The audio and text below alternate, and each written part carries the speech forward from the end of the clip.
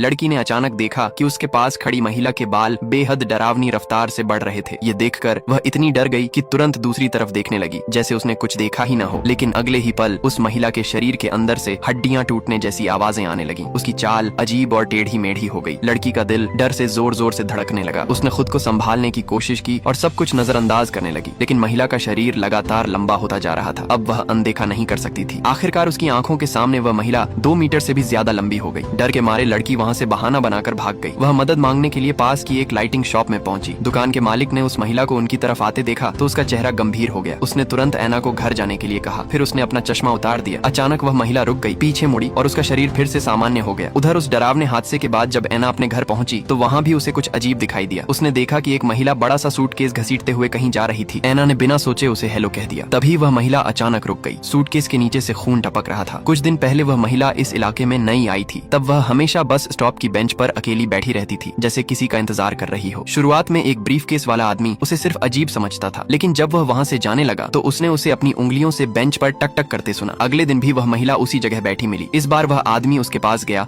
और पूछा कि वह क्या कर रही है। महिला ने जवाब दिया कि वह इंतजार कर रही है, लेकिन किसका यह नहीं बताया। आदमी ने सोचा कि शायद वह बस का इंतजार कर रही है, लेकिन आखिरी बस तो जा चुकी थी, इसलिए उसने उसे टैक्सी बुलाने की सलाह दी। महिला ने कहा कि उसका फोन खो गया है। आदमी ने मदद करने के लिए उसका नंबर पूछा, लेकिन वह बस उसे घूरती रही और बोली कि उसे नहीं पता क्या कहना चाहिए। ये सुनकर आदमी को वह और भी अजीब लगी और वह वहाँ से चला गया। अगले दिन तेज बारिश हो रही थी। उसने फिर उसी महिला को वहाँ भीगते हुए देखा। वह जल्दी से उसके पास गया और उसके ऊपर छाता कर दिया। पहले की तरह महिला ने पूछा कि क्या वह उसे जानता है। आदमी ने कहा कि वह कुछ दिन पहले ही उससे मिला था। यह सुनकर महिला बोली कि उसे ठंड लग रही है और वह बारिश से बचने के लिए उसके घर जाना चाहती है। आदमी कुछ कह पाता उससे पहले ही वह अपना सूटकेस घसीटते हुए उसके पीछे चलने लगी। आदमी ने कई बार उसका सूटकेस उठाने की कोशिश की, लेकिन उसने हर बार मना कर दिया। जब वे उसके घर पहुंचे तो आदमी ने उसे समझाने की कोशिश की, लेकिन वह जिद पर अड़ी रही। उसे हर हाल में अंदर जाना था। जैसे ही आदमी अंदर जाकर लाइट ऑन करने लगा, महिला ने तुरंत कहा लाइट मत जलाओ। उसने उसे तौलिया दिया, लेकिन जब महिला अपने बाल सुखाने लगी तो आदमी ने कुछ बेहद डरावना देखा। उसकी 10 उंगलियां, यहाँ तक कि नाखून और उंगलियों के सिरे भी उल्टे थे। डर के मारे आदमी तुरंत बाथरूम में भाग गया। तभी उसे अचानक एहसास हुआ कि पहले जो टक टक की आवाज आती थी वह उसके नाखूनों के लकड़ी से टकराने की आवाज थी। और इससे भी ज्यादा डरावनी बात यह थी कि महिला ने उसी के सामने अपना सूटकेस खोल दिया। उधर लाइटिंग शॉप का मालिक अचानक बहुत बूढ़ा और थका हुआ दिखाई देने लगा, जैसे उसे पहले से पता हो कि आगे क्या होने वाला है। कुछ ही देर बाद एक डरपोक लड़का उसी रहस्यमयी महिला से टकरा गया।